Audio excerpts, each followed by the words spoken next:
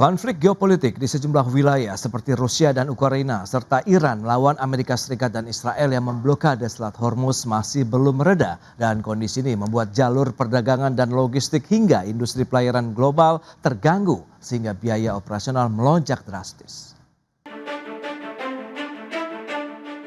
Perang berkepanjangan yang terjadi di sejumlah wilayah seperti Rusia dan Ukraina serta Iran melawan Amerika Serikat dan Israel telah membuat blokade jalur pelayaran strategis sektor energi Selat Hormuz terus menciptakan ketidakstabilan dan ketidakpastian geopolitik dan geoekonomi. Para pemilik kapal terpaksa mengambil rute alternatif yang lebih panjang dan durasi perjalanan bisa mencapai 60 hari dari sebelumnya 20 atau 30 hari. Bahkan konflik Iran dan Amerika Serikat bersama Israel tidak hanya mengguncang pasar energi dan jalur perdagangan dunia, namun juga memicu lonjakan biaya logistik, perlindungan terhadap aset, kapal, hingga infrastruktur strategis di sejumlah negara, tidak terkecuali Indonesia. Di sisi lain, pemerintah Amerika Serikat seperti dikutip media menegaskan blokade angkatan laut di Selat Hormuz masih berlaku di tengah pembahasan kesepakatan dengan Iran untuk membuka kembali jalur pelayaran strategis tersebut. Sementara itu, harga minyak dunia terpantau kembali mengalami kenaikan pada perdagangan Senin 1 Juni 2026, baik jenis West Texas Intermediate maupun Brent. Setelah Israel memperluas operasi militer di wilayah Lebanon yang memicu kekhawatiran gangguan pasokan energi dari Timur Tengah. Berbagai sumber untuk ID Action. Ya, pemirsa, untuk membahas tema menarik kita kali ini, industri pelayaran dan logistik di tengah gelombang konflik global, kita sudah tersambung melalui Zoom bersama dengan Bapak Siswanto Rusdi, beliau adalah Direktur Nasional Maritim Institute atau Namarin. Kemudian sudah bergabung juga Pak Trismawan Sanjaya, Sekjen Asosiasi Logistik dan Forwarder Indonesia atau ALFI. Langsung saja kita sapa ini. Halo, Pak Siswanto, apa kabar Pak? Apa kabar? Kabar baik, Pras. Baik, terima kasih atas waktu yang disempatkan. Yes, terima kasih juga Pak Trismawan atas waktu yang disempatkan. Baik, kita ke Pak Siswanto terlebih dahulu ya, terkait dengan kondisi global saat ini nih Pak Siswanto. Apa yang bisa kita cermati ya untuk dengan kondisi geopolitik yang juga sampai saat ini sebenarnya masih memanas ya. Rusia, Ukraina, Iran, Amerika Serikat, dan juga Israel juga di Timur Tengah yang akhirnya ini blokade Selat Hormuz pun masih berlanjut hingga hari ini. Lantas seberapa besar risiko global ini terhadap kinerja industri pelayaran di Indonesia khususnya nih, Pak Sis? Industri pelayaran kita ini kan jujur saja sebetulnya pemain kandang gitu ya. Sangat sedikit kapal kita yang beroperasi ke laut lepas ke luar negeri gitu. Kita lebih banyak bermain di dalam negeri. Kalaupun ada kapal-kapal besar itu kan itu dioperasikan oleh perusahaan-perusahaan pelayaran asing gitu loh. Kita hanya sebagai pemilik barang. Nah, cuman kan skemanya itu rata-rata kan CIF.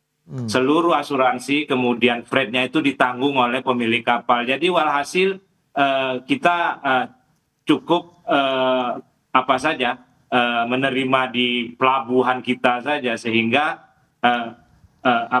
pelayaran kita nggak bergerak ke luar negeri. Ada beberapa paling terutama kontainer ya Pras ya. Kita ke Singapura, kemudian kita ke Tanjung Pelepas di Malaysia, dan paling jauh mungkin intra Asia ya, Hong Kong, Shanghai, seperti itu Pras. Nah posisi Indonesia sendiri sebagai negara maritim dalam menghadapi ketidakpastian jalur perdagangan laut di dunia saat ini seperti apa nih Pak Siswanto? Posisi kita kan yaitu tadi dari sisi pelayaran kita bukan pemain, kemudian kita nih net importer. BBM kita diimpor, kebanyakan bukan dari negara Teluk ya, kita dari Afrika, kemudian baru belakangan ini mencoba membeli dari Rusia, tapi belum jelas kapan bisa masuk barangnya atau pengapalannya. Jadi kita seperti itu posisinya, pemain pemain cadangan lah kalau kita boleh sebut itu. Baik, itu dia dengan kondisi industri pelayaran di tanah air ya, meskipun konflik global masih terus berlangsung hingga saat ini. Nah, Pak Tris, dari sisi logistik Anda melihat bagaimana nih risiko global tadi, khususnya untuk sektor logistik kita? Iya, Pas. Jadi memang kondisi kita ini tekanannya cukup besar selain dari perang Timur Tengah, lalu juga Rusia, Ukraine, juga dampak dari geopolitik dan geoekonomi global, di mana seperti kita ketahui bahwa juga kita ada tekanan dari kurs rupiah yang semakin melemah, Sehingga memang sektor-sektor ini terutama yang dibebankan oleh kepada bahan dasar minyak bumi itu sangat terdampak gitu. Di antaranya memang seperti kita ketahui bahwa industri-industri yang berbahan dasar dari minyak bumi itu sangat terdampak. Dan ini juga menjadi kesulitan tersendiri. Dari sisi sektor logistik pada intinya bahwa kita sudah ada kenaikan-kenaikan dari sisi sea freight, air freight gitu ya, dan juga asuransi maupun surcharge tambahan. Dari sisi domestik juga mungkin pasti perlu ketahui bahwa pelayaran domestik juga sudah ada beberapa kenaikan karena terkait dengan komponen daripada atau daya dukung daripada pelayaran nasional. Seperti kita ada kenaikan di sisi untuk pelayaran domestik itu ada sisi kenaikan di maintenance untuk peti kemas, lalu juga biaya perawatan cleaning peti kemas, dan juga ada layanan administrasi DO. Sehingga ini sangat-sangat juga membebankan daripada keseluruhan biaya logistik nasional sih Mas Pras. Oke, nah bagaimana Anda melihat dengan adanya kenaikan-kenaikan tadi begitu? Apakah ini ya akhirnya akan memberikan tekanan yang cukup kuat dan seberapa kuat dampaknya juga hingga saat ini? Mengingatkan konflik ini sudah berkepanjangan juga terjadi ini, Pak Krisnawan. Ya, ini yang kita diskusikan dengan pembeli barang dalam hal ini mereka yang sangat terbebani secara langsung dari sisi pembiayaan sebetulnya. Jadi apa yang dilakukan oleh pemilik barang itu yang akan kita juga berikan solusi-solusi dari sisi logistiknya atau rantai pasok bagaimana suplai bahan baku maupun barang modal mereka. Jadi alternatif-alternatif yang kita berikan kepada mereka adalah melakukan intermodal menggunakan fasilitas pelabuhan-pelabuhan alternatif, sehingga menggunakan intermoda untuk mengejar daripada durasi waktu pengiriman barang mereka. Lalu juga dari sisi industri, mereka sendiri memang dalam hal ini tekanan ini sangat-sangat berat ya. Di beberapa industri malah sudah melakukan pengurangan tenaga kerja karena kapasitas selain juga daripada bahan baku yang mulai sulit, mereka harus cari alternatif resource di beberapa sumber lain. Ya mereka juga kesulitan untuk ekspor gitu, sehingga daya saing ekspor kita juga melemah di sini untuk beberapa komoditi. Nah inilah yang mereka akhirnya terganggu dalam siklus roda industri mereka dan pastinya terdampak terhadap industri logistik kita juga tuh Mas Pras. Wow, cukup luas dampaknya terkait dengan kegiatan ekspor impor kita, begitu ekspornya juga mengalami kesulitan, begitu karena kemungkinan jalurnya juga terhambat ya, kemudian juga dengan importasi pun dan karena kita ada butuh bahan baku. Juga Mas Pras. Ya. Baik. Tambahan juga tadi disampaikan Pak bahwa transaksi internasional perdagangan internasional kita itu selalu memakai incoterm yang melemahkan pelaku logistik nasional. Di mana kalau kita import itu selalu barang itu kita terima di tempat atau istilahnya CIF atau door to door. Ya itu yang kita lakukan dalam importasi sehingga beban-beban biaya selalu ada di luar dan itu dilakukan oleh pihak pengirim. Begitu juga ekspor, biasanya kalau ekspor pembeli itu menginginkan mereka yang ambil sehingga menggunakan fasilitas logistik mereka itu yang menjadi berat lagi untuk tekanan-tekanan di industri logistik nasional kita, Mas Pras. Tadi menarik dikatakan ada pelabuhan alternatif kemudian mengganti moda transportasi. Apakah ini menjadi peluang untuk industri pelayaran nasional kita? Kita akan bahas lebih jauh nanti di segmen berikutnya, Pak Siswanto dan Pak Tris. Kita akan jeda dulu sebentar ya. Dan pemirsa kami akan segera kembali usai pariwara berikut ini. Ya, terima kasih Anda masih bergabung bersama kami dalam Market Review pemirsa. Dan berikut ini kami akan sampaikan data. Kita akan cermati bersama seperti apa pergerakan harga minyak mentah dunia yang terdampak dengan adanya blokade di Selat Hormuz. Meskipun kita tahu upaya pembahasan begitu ya, bagaimana upaya-upaya membuka ruang diskusi antara Iran, Amerika Serikat masih berlangsung, tapi blokadenya masih tetap berlanjut juga begitu. Dan ini dampaknya dengan pergerakan harga minyak untuk jenis Brent, ini per tanggal 1 Juni sudah 93,19 dolar Amerika Serikat per barrel. Ini mengalami kenaikan dari hari sebelumnya di 91,17 dolar Amerika Serikat per barrel. Sementara rentangnya dari sebelumnya memang ada tertinggi di tanggal 26 Mei 96,75 dolar, turun sampai dengan 29, tapi kemarin 1 Juni sudah naik lagi sampai dengan 93,19. Dan berikutnya untuk harga minyak jenis berikutnya WTI atau West Texas Intermediate dari tanggal 26 Mei tercatat 93,96 dolar Amerika Serikat per barrel, sempat turun sampai dengan 87,12 dolar Amerika, kemudian di tanggal 1 Juni kemarin juga langsung mengalami kenaikan ke 94,32 dolar Amerika Serikat per barrel. Dan berikutnya bagaimana dengan dampak penutupan Selat Hormuz yang memang menjadi fokus banyak masyarakat dunia, pelaku ekonomi global begitu, mengingat ini adalah jalur yang cukup strategis untuk pengiriman energi. Ada kenaikan harga minyak dunia, kenaikan biaya logistik, biaya operasional, kemudian ada juga kenaikan biaya premi asuransi kapal dan juga barang. Ini dia dampak-dampak yang perlu kita cermati dan kita akan lanjutkan kembali perbincangan bersama dengan Bapak Trismawan dan juga Bapak Siswanto. Ya, dengan beberapa informasi tadi yang sudah disampaikan, nah, Pak Sis ini bagaimana Anda melihat kalau kita bicara mengenai tadi, kalau Pak Trismawan menyampaikan ada upaya strategi mungkin kita menggunakan pelabuhan alternatif, kemudian mengganti moda transportasi. Nah, peluang ini sebenarnya bisa diambil tidak sih untuk industri pelayaran kita begitu yang mungkin mengambil di rute tengahnya begitu misalnya, Pak Siswanto, silakan. Bisa, tetapi kan tergantung komoditasnya juga gitu loh, Pras gitu. Kita mau pakai pelabuhan antara yang mana gitu, itu kan tergantung misalnya tujuan barang atau ekspor kita gitu. Selama ini kan sebetulnya ekspor kita itu kan polanya dari Jakarta, dari Indonesia itu ke Singapura, transit di Singapura gitu. Atau kalau kita pakai jalur intra Asia, kita mungkin transit di Hong Kong, di Shanghai gitu. Orang-orang itulah yang akan mengantarkan barang tadi, ekspor kita itu ke tujuan akhir, entah di Amerika atau di Eropa gitu. Yang dari Singapura juga seperti itu. Jadi sebetulnya pola perdagangan kita, alur ekspor kita itu sudah memakai pelabuhan perantara selama ini gitu loh. Jadi apa yang kita mau cari lagi pelabuhannya gitu loh. Kita kan tidak memiliki kapal yang langsung datang ke Indonesia dari misalnya mana kita tujuan kita ekspor Amerika, tidak datang kapal yang membawa barang ke Amerika itu ke Tanjung Priok gitu loh, Pras. Jadi gimana kita mau menyampaikan seperti itu kondisinya? Itu karena memang keterbatasan jenis kapalnya kah atau apa nih Pak Sis begitu yang membuat tidak ada rute langsung lah bisa dikatakan begitu? Jadi begini, pertama pelabuhan-pelabuhan kita kan pelabuhan-pelabuhan yang draftnya dangkal gitu. Sementara kapal-kapal besar itu tuh yang langsung ngangkut barang itu tuh udah draftnya dalam sekali gitu loh, Pras.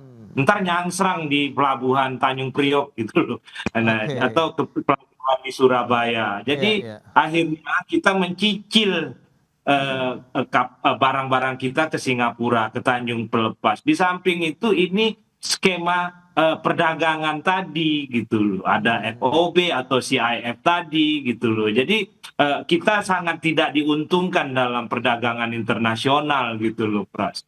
Karena itu yang pertama. Yang kedua juga begini, barang kita kan nggak banyak, Pras. Yang peti kemas kan nggak banyak.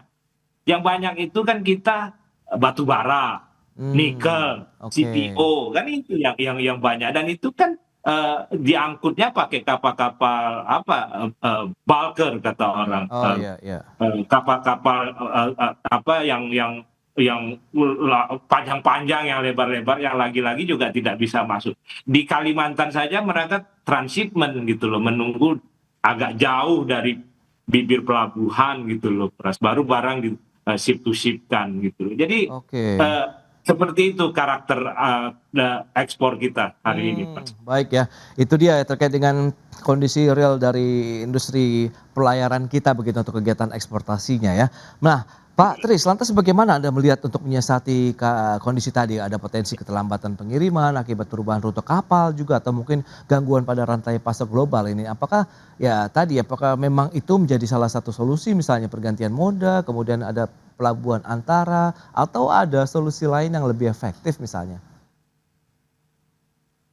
Iya, memang kalau dari sisi transaksi perdagangan internasional, kami pelaku logistik, alternatif yang bisa kita lakukan adalah kita mencari alternatif pelabuhan seperti kita lewat India atau Afrika untuk masuk ke Timur Tengah atau Eropa. Dan dari sana kita coba lakukan moda darat dari pelabuhan-pelabuhan tersebut gitu. Dan itu waktunya bisa lebih akurat dibandingkan kalau kita memang direct melalui pelabuhan yang melewati Selat Hormuz gitu, karena ketidakpastiannya tadi. Namun demikian, kalau kita melihat sebetulnya peluang yang ada di negara kita ini sebetulnya bisa mengembangkan industri pelayaran kita untuk masuk ke pelayaran pelayaran internasional itu yang belum ada. Ya tadi disebutkan oleh Pak Sis, kita tuh masih jago kandang saja. Nah ini yang memang perlu didorong oleh pemerintah kita, bagaimana pelayaran-pelayaran nasional kita bisa mengarungi lautan internasional, dan itu perlu didukung dari sisi perizinan karena memang persyaratannya cukup berat kalau untuk barang ini. Ya tadi disebutkan Pak Sis, kalau curah itu perizinannya sederhana terhadap komoditi tertentu. Tapi kalau pada saat kita bicara kapal peti kemas itu perizinannya cukup banyak. Dan itu apalagi juga persyaratan daripada peti kemasnya sendiri harus disertified gitu. Nah inilah yang mungkin para pelaku usaha perlu didorong pemerintah, atau mungkin juga ada salah satu BUMN aja yang berlaku untuk bermain di pelayaran internasional. Itu mungkin cukup membantu buat pelaku logistik nasional kita untuk berdaya saing di pasar global tuh Mas Pras.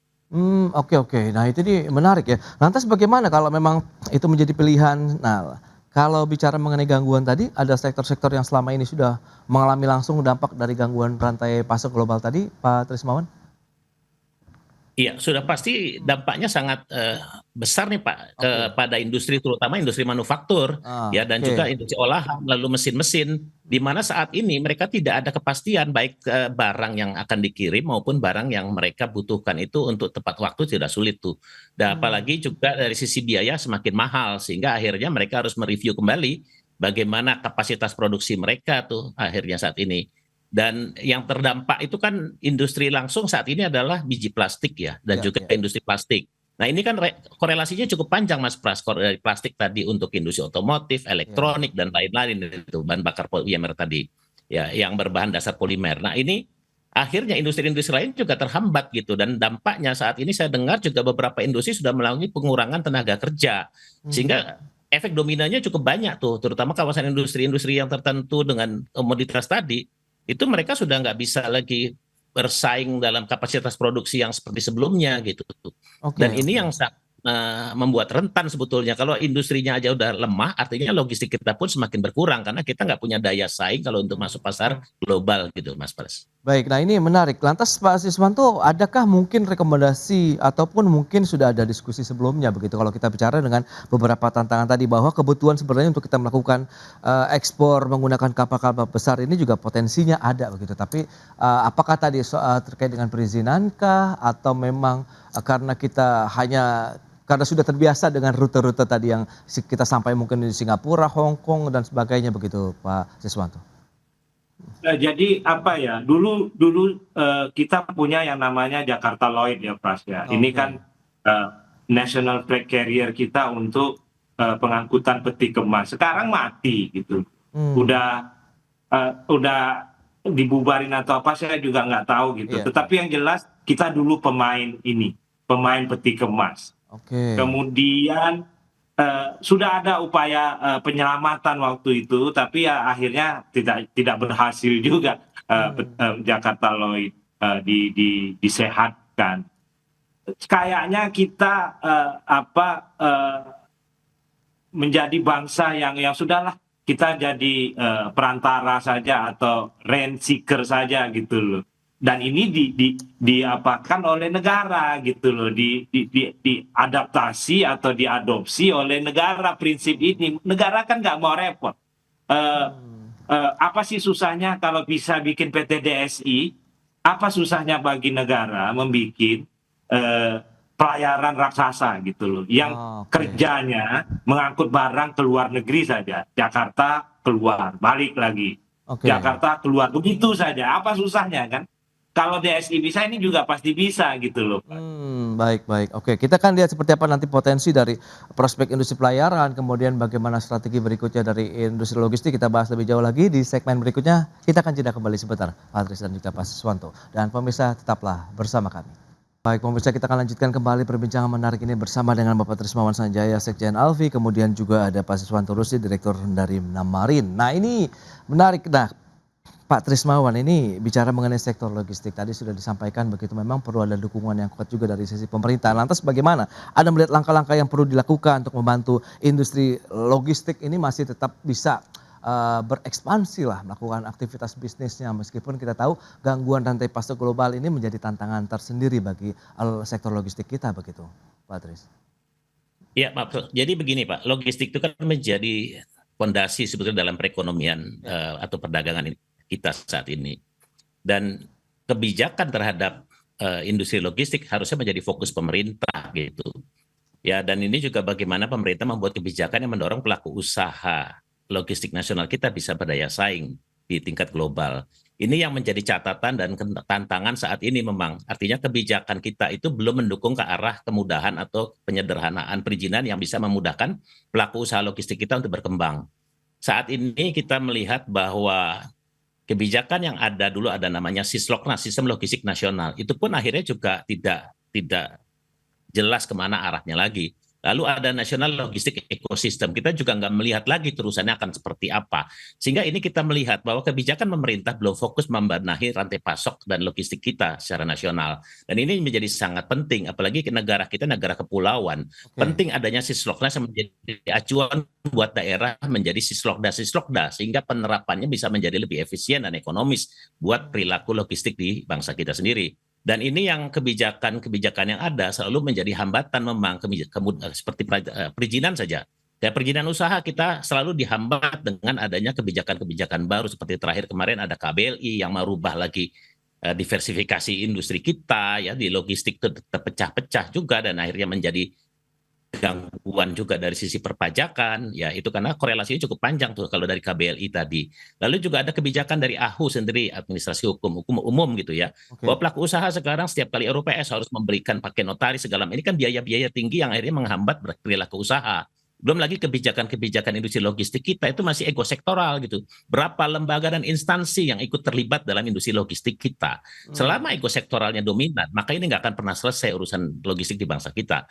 Makanya perlu mungkin satu badan khusus, badan ad hoc yang menjadi di bawah presiden, menjadi regulator dan atau juga pengawas dalam bagaimana keberlangsungan rantai pasok di negara kita. Dan badan ad hoc ini menjadi penting, menjadi sinergitas bagi seluruh kelembagaan yang ada dalam membicarakan fokus terhadap industri logistik nasional kita, Mas Pras. Oke, nah kalau kita bicara mengenai moda transportasinya, Pak Tris, ini memang kalau untuk yang logistik, entah itu untuk Indonesia ataupun mungkin harus eksportasi ke luar negeri, lebih kepada untuk yang tadi moda transportasi kapal laut kah begitu atau udara sebenarnya nih Pak? Ya itu tadi Mas Pras, kita juga kan kalau kita lihat dari sisi flag carrier kita di udara aja ya Garuda itu juga kalah bersaing kan dengan flag carrier dari negara lain gitu. Karena memang infrastruktur dukungan pemerintah buat flag carrier negara lain cukup kuat. Contoh kita bicara salah satu brand saja pemanya yang dari Eropa itu apakah DHL, Schenker.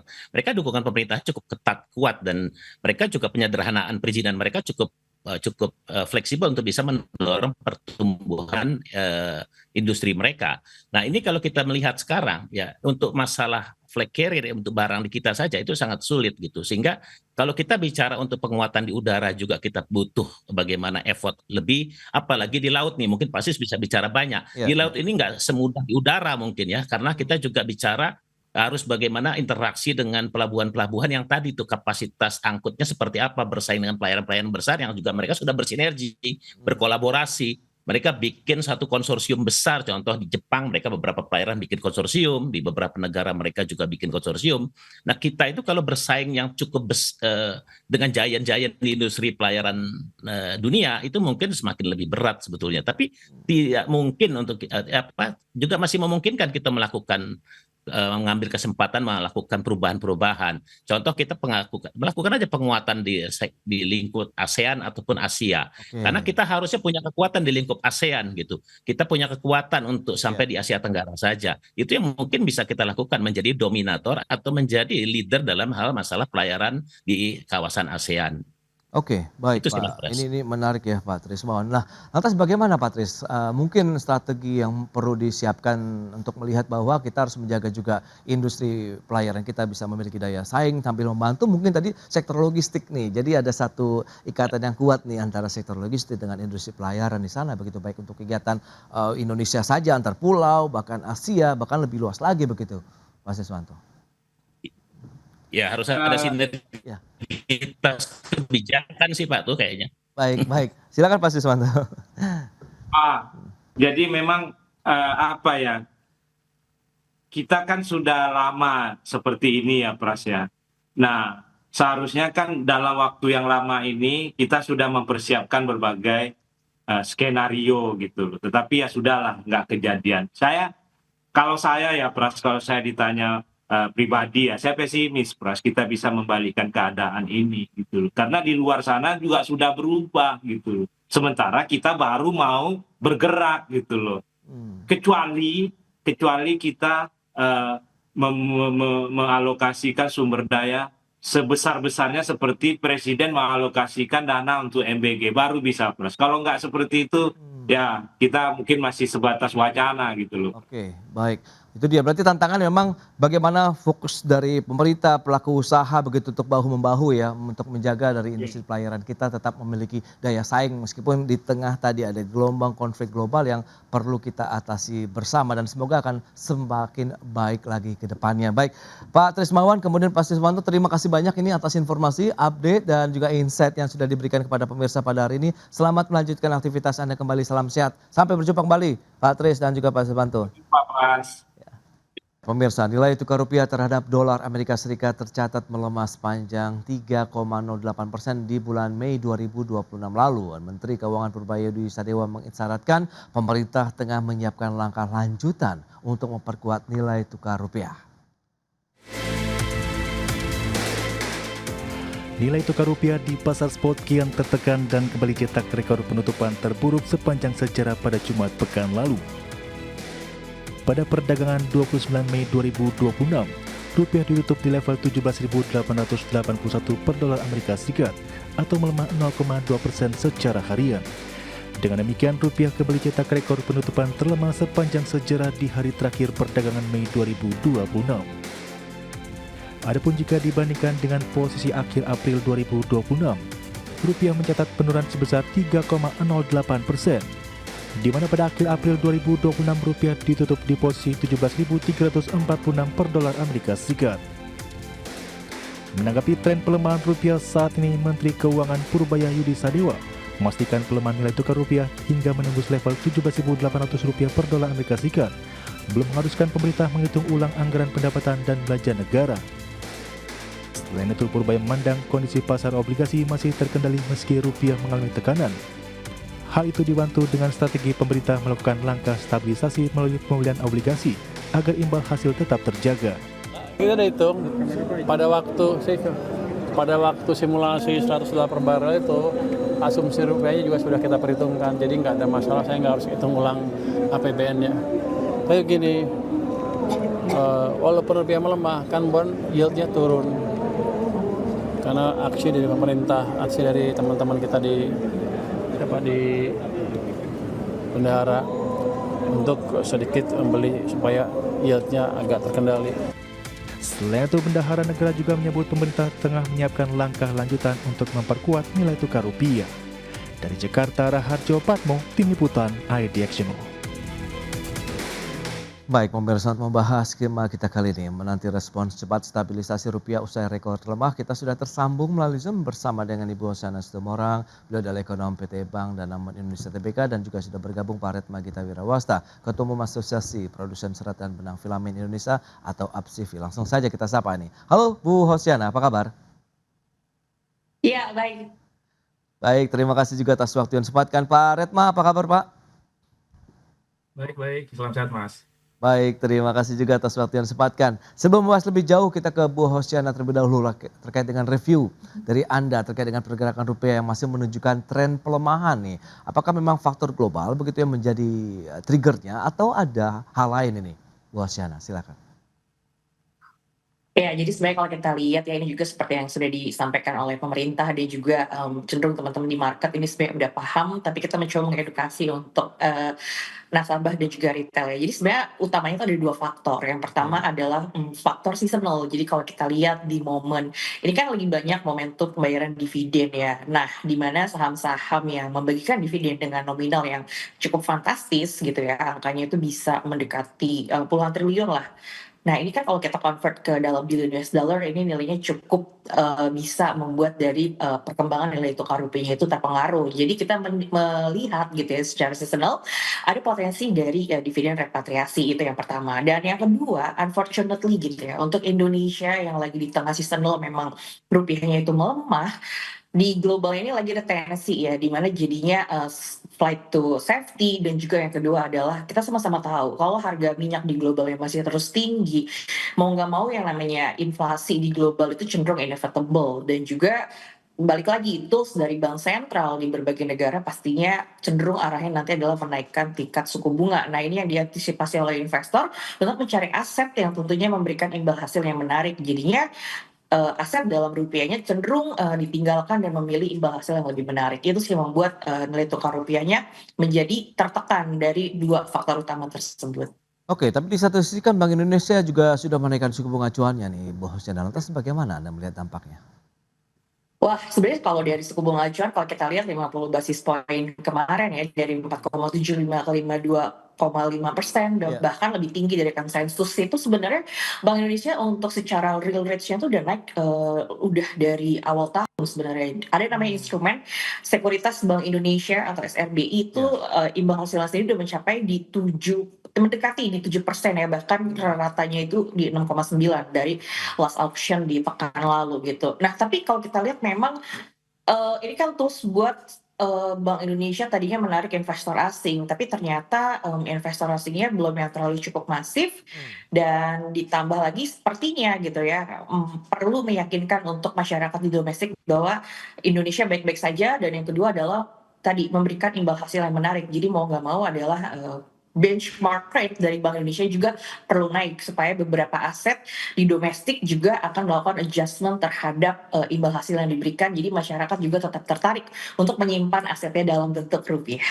Oke, itu dia yang perlu dilakukan dan sudah dilakukan juga oleh bank sentral maupun dari sisi pemerintah. Nah, dari pelaku usaha nih, tekstil, Apsivi melihat bagaimana dengan fluktuasi ataupun bisa dikatakan depresiasi nilai tukar rupiah kita begitu. Sejauh mana juga dampaknya khususnya bagi kinerja operasional, mengingatkan industri tekstil juga masih ada ketergantungan dari importasi bahan baku di sana begitu Pak Retma. Ya, kalau di industri tekstil ini sebetulnya sudah tekanan yang kedua ya kalau dibilang. Yang pertama kan tekanan pertama ada di bahan baku, kenaikan harga bahan baku, imbas dari kenaikan harga minyak mentah gitu ya, ke bahan baku kami, ke nafsa, ke paraksiren, akhirnya ke industri tekstil juga naik. Itu yang pertama. Yang kedua, pukulan yang kedua tentu masalah ini, masalah nilai tukar gitu ya, udah harganya naik, nilai tukarnya juga dolarnya menguat, gitu, rupiahnya melemah. Ini jadi masalah yang kedua. Masalah yang ketiga justru ketika respon dari situ adalah kenaikan suku bunga gitu ya. Ini tiganya langsung menekan secara beruntun gitu. Nah, jadi memang kondisi ini tentu di industri tekstil menyebabkan tekanan yang sangat besar terhadap cash flow. Jadi mau nggak mau kita meresponnya, kalau memang pabrik mau tetap jalan, kita meresponnya dengan mengurangi pembelian bahan baku. Artinya kita mengurangi dengan mengurangi sisi produksi seperti itu. Oke, ada rencana mungkin ada penyesuaian harga jual lah yang ini yang kalau menjadi kekhawatiran banyak pihak ya terkait dengan produk tekstil Indonesia nih, Mbak Retma. Ini mengarah ke sana atau sudah terjadi atau masih dipikir-pikir begitu nih Pak?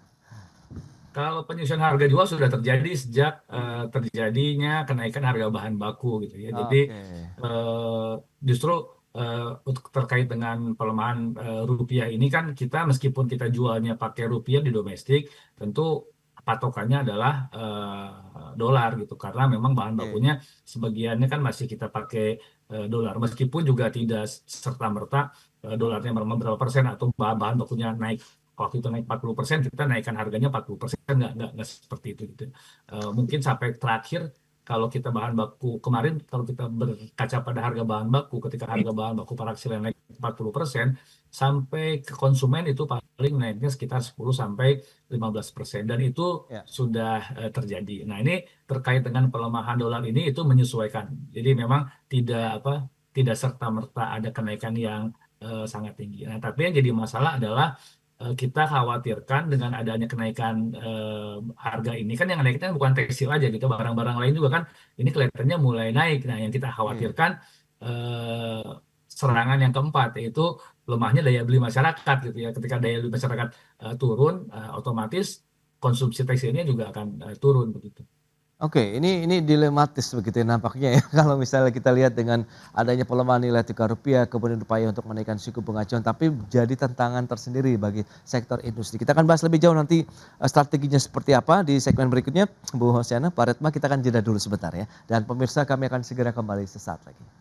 Ya, Anda masih menyaksikan Market Review pemirsa, dan berikut ini kembali kami sampaikan data untuk Anda. Kita akan cermati bersama seperti apa dari sisi pergerakan kurs nilai tukar rupiah berdasarkan data dari Gisdor Bank Indonesia dari tanggal 18 Mei sampai dengan 29 Mei 2026. Kita cermati bersama trennya naik terus dari 17.600-an menjadi 17.800-an per 29 Mei 2026. Itu dia data dari depresiasi rupiah yang masih terus terjadi, dan selanjutnya kita akan cermati bersama seperti apa juga tren ataupun pergerakan dari suku bunga acuan Bank Sentral atau BI Rate. Masih terus bertahan dalam beberapa bulan terakhir di 4,75%, namun keputusan berani diambil oleh Bank Indonesia untuk menjaga ataupun menstabilisasi nilai tukar rupiah sehingga harus menaikkan 50 basis poin menjadi 5,25% per bulan Mei 2026 untuk suku bunga acuan Bank Sentral. Dan itu dia, kita akan bahas lebih jauh mengingat ini menjadi tantangan juga ternyata bagi sektor industri khususnya tekstil tadi. Dan kita akan lanjutkan kembali perbincangan bersama dengan Ibu Hosiana dan juga Bapak Retma Gita Wirawasta. Ya, dengan beberapa informasi tadi yang sudah disampaikan ini Bu Hosiana, apa yang perlu kita sikapi, mungkin mitigasi yang perlu juga disiapkan kalau kita bicara mengenai kenaikan suku bunga acuan dengan depresiasi nilai tukar rupiah yang masih terjadi, meskipun tadi yield obligasi yang sudah disampaikan oleh Pak Menkeu tadi sudah mulai membaik begitu, Bu Hosiana. Iya, ini memang cukup kompleks ya. Jadi kita coba lihat dari beberapa hal. Yang pertama adalah kita lihat respon dari Bank Indonesia. Jadi sebenarnya pelemahan nilai tukar rupiah itu kita juga sebenarnya sama-sama sadar bahwa itu tidak hanya bergantung di Bank Indonesia saja, tapi appetite investor untuk masuk ataupun juga kita sebagai masyarakat untuk memegang aset dalam bentuk rupiah tentu adalah kepercayaan. Dan sebenarnya untuk outlook ekonomi Indonesia ini sangat-sangat baik gitu ya. Karena kalau kita lihat dengan pertumbuhan ekonomi kuartal 1 tumbuh 5,6%, didorong oleh dari ekspansi fiskal. Ini kalau kita lihat sebenarnya bisa sustain setidaknya hingga di full year 2026. Tapi dengan beberapa catatan, yang pertama tadi tersampaikan oleh Pak Retma sendiri, bahwa multiplier effect dari pelemahan nilai tukar selain dari kenaikan harga impor bahan baku, nanti kalau kita lihat juga translasinya adalah ke kenaikan harga jual. Nah, di mana nanti bisa memicu dari pelemahan daya beli masyarakat. Nah, ini sebenarnya kalau kita juga dari sisi pandang makroekonomi, ini melihat yang pertama memang adalah sebaiknya nilai tukar rupiah ini jangan melemah terlalu dalam lagi gitu. Karena kalau kita lihat secara year to date seperti yang tadi dipaparkan di grafik, ini kalau kita lihat kan dari penutupan di tahun lalu di sekitar 16.800, sekarang sudah di 17.800, ini kan melemahnya sudah mencapai sekitar 6% secara year to date, sementara imbal hasil suku bunga baru di 5,25%.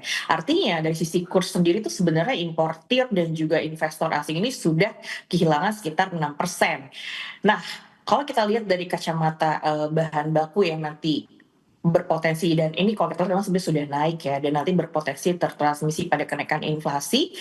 Jadi mau nggak mau nanti dampak lanjutannya ini bisa berlanjut lagi gitu. Jadi nggak hanya tadi dimention, nggak hanya tekstil, kita juga sama-sama tahu solar industri ini udah naik sekitar 70% gitu. Nah, berarti kan nanti yang menanggungnya ini juga adalah konsumen. Itu satu sisi. Nah, jadi untuk melihat nanti inflasinya ini sudah spike, kita lihat sebenarnya kebijakan Bank Indonesia untuk menaikkan suku bunga ini sudah tepat ya. Karena tadi untuk menjaga supaya inflasinya ini tidak merambat lebih panjang lagi. Karena kalau nanti kenaikan harganya tidak terkendali, wah ini daya belinya malah semakin lebih tertekan. Balik lagi, kita juga sama-sama tahu kalau suku bunganya dinaikkan, otomatis ada potensi gitu, potensi dari pelemahan daya beli masyarakat. Ini memang tidak bisa dipungkiri. Tapi sebenarnya gini, kalau kenaikan suku bunga ini bisa meredam dari pelemahan nilai tukar, ini harusnya positif karena tadi lonjakan terhadap kenaikan harga barang bisa diredam. Dan yang kedua adalah kalau kita lihat dari sisi ekspansi fiskal, jadi kan belanja fiskal kan diubah ya, yang biasanya akselerasi di semester 2, sekarang udah akselerasi dari semester 1. Nah, kalau kita lihat ini sebenarnya positif untuk Terus menjaga momentum ekonomi gitu. Artinya uang beredar di masyarakat, kalau kita lihat juga dari sisi tenaga kerja yang terserap mid to low-nya juga positif, berarti mereka yang daya belinya cukup rentan ini bisa teratasi. Karena kalau kita lihat dari sisi upper middle income ini sebenarnya masih relatif solid dari, daya beli dan juga laju konsumsinya. Itu sih Mas Pras. Oke, dan tadi Pak Purbaya juga mengisyaratkan akan ada kebijakan tambahan yang akan diterapkan Ibu Hosiana. Nah, apa ya kira-kira yang pas begitu, strateginya, kebijakannya begitu untuk bisa menjaga nilai tukar rupiah, kemudian menjaga daya beli masyarakat yang paling penting begitu dengan saat ini tadi sudah disampaikan juga Pak Retma, harga-harga jual produk tekstil juga sudah mulai ada penyesuaian begitu di lapangan. Iya, oke. Jadi gini, apa yang disampaikan oleh Pak Purbaya Menteri Keuangan itu adalah, Bond Stabilization Fund ya. Jadi sebenarnya kalau kita lihat ini adalah instrumen yang sudah pernah ada di Indonesia dan lebih diimplementasikan lagi untuk efektivitasnya terhadap penjaga imbal hasil. Jadi kita sama-sama tahu di market itu membacanya adalah ketika ada kenaikan dari suku bunga, khususnya benchmark rate ini otomatis tuh cenderungnya ya akan mendorong dari kenaikan yield. Nah, kalau terjadi kenaikan yield ada potensi capital loss. Kita juga lihat gitu ya, investor asing ini masih ada sekitar 10 sampai 11% memegang obligasi obligasi pemerintah gitu. Kalau mereka udah terus kena rugi kurs ya, kalau kita lihat rupiahnya depreciate 6% year to date, yield-nya ini nggak boleh langsung lari gitu. Jadi kalau terakhir yield ada di kisaran 6,7, Ya. dengan kenaikan 50 basis point diharapkan nggak langsung terbang ke kisaran 7,3%. Tapi kalau kita lihat sekarang imbal hasil tetap dijaga di kisaran 6,9 sampai 7%.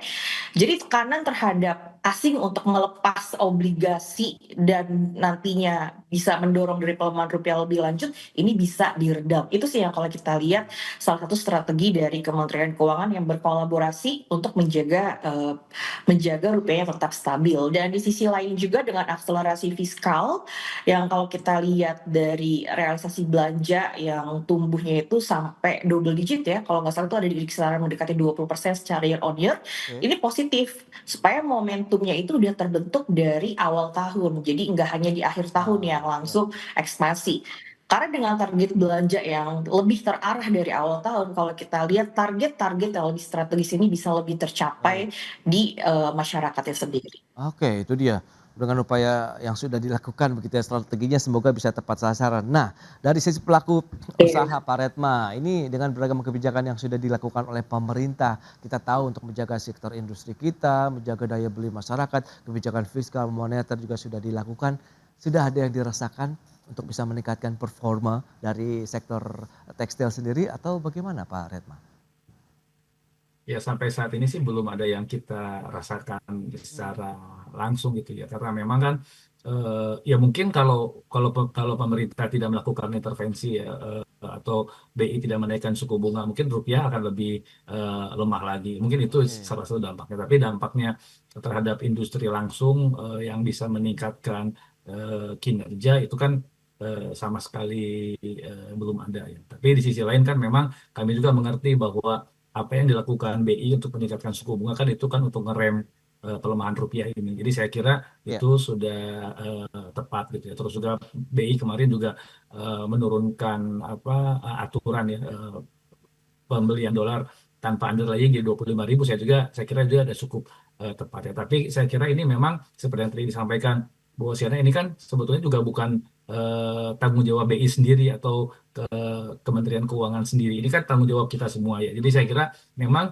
ada hal yang bisa dilakukan di sektor industri manufaktur, di mana sekarang yang membuat kita ketergantungan dolar adalah kan bahan baku ya, bahan baku impor, dan bahan impor itu elemennya kalau di tekstil rasionya 70%, artinya ekspor kita ketergantungan bahan bakunya 70% terhadap bahan baku impor, dan itu ada di sektor yang antara gitu ya, sektor bahan baku setengah jadi.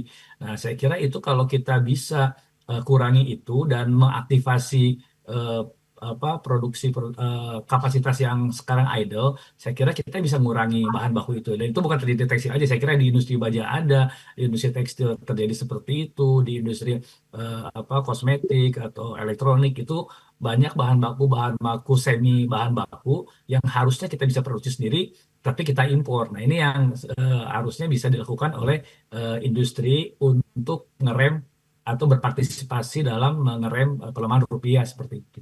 Oke, nah lantas bagaimana proyeksi Anda dengan industri manufakturnya sendiri? Kan kita tahu juga tahun ini proyeksinya tumbuhnya 5,51% ya Pak Retma, begitu tahun lalu ada tumbuh 5,3%. Sepertinya kan ada kenaikan. Nah dengan kondisi-kondisi tadi bahan baku kita juga masih impor, ada pelemahan rupiah ini menjadi tantangan tersendiri. Lantas bagaimana untuk bisa menjaga tadi entah itu operasional, kemudian utility dari alat-alat ataupun permesinan industri tekstil sendiri dengan menjaga harga yang tetap ya paling tidak masih terjangkau di masyarakat nih Pak Retno. Apa yang mungkin sudah disiapkan nih?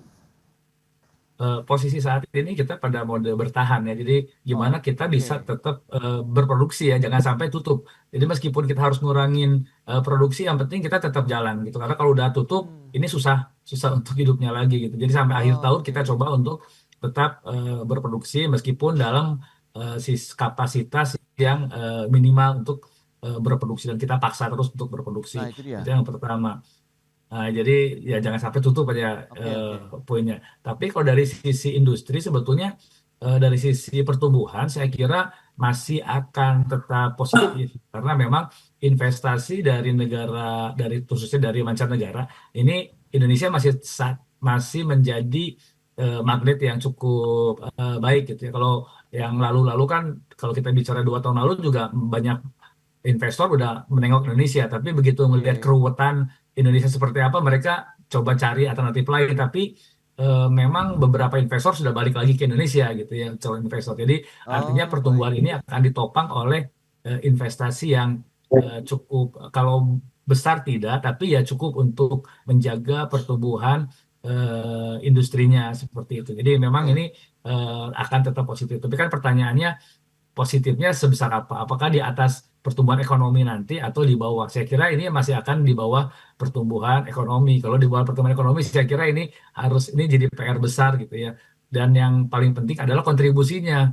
Kontribusinya seperti apa? Karena kan kalau tahun 2025 aja kan Pak Presiden targetnya kontribusinya di atas 20%, kan 20,8%. Tapi pada kenyataannya hanya sekitar 18 sampai 19%. Ini kan nggak pernah tercapai. Jadi saya kira masih ada PR besar di sektor industri manufaktur.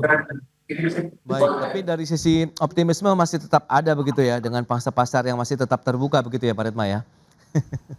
Iya, pertumbuhan sih masih tetap ada. Jadi mudah-mudahan ini pelemahannya tidak terjadi terus dan tidak ada tambahan tekanan lagi gitu. Jadi kita masih bisa pada mode bertahannya masih bisa jalan sampai akhir tahun. Oke, terakhir ke Bu Osyana, respons cepat apa lagi yang mungkin kalau kita butuhkan untuk stabilisasi nilai tukar rupiah sehingga industri kita akan benar-benar bisa terjaga paling tidak di sepanjang tahun ini deh? Iya, jadi sebenarnya kalau kita lihat adalah pentingnya untuk yang paling cepat itu sebenarnya dari insentif fiskal ya. Jadi seperti yang saya oleh Pak Retma, untuk industri-industri yang sudah masuk dalam mode bertahan gitu ya. Ini memang kalau kita lihat perlu dari campur tangan dari pemerintah gitu ya. Baik memberikan insentif fiskal, baik dari misalnya pengurangan pajak ataupun juga kalau kita lihat dari sisi PPNBM ataupun juga dari sisi cukainya gitu yang misalnya harus ditanggung oleh industri yang sedang dalam mode bertahan. Karena sebenarnya dari sisi daya beli ini kalau kita lihat pemerintah udah sangat ekspansif ya. Karena dengan kenaikan belanja pemerintah yang mencapai 20% secara year on year, ini tuh sebenarnya multiplier efeknya cukup besar dan ini terlihat. Nah di sisi lain kalau kita lihat supaya tidak menanggung berbagai beban, jadi kita lihat tadi ada dua, baik dari rupiah dan juga dari harga energi yang naik signifikan. Bahkan 3 ya, bahan bakunya juga mau nggak mau juga naik. Ini sebenarnya kalau kita lihat di jangka pendek, ini yang paling tepat adalah dari sisi insentif fiskal itu sih.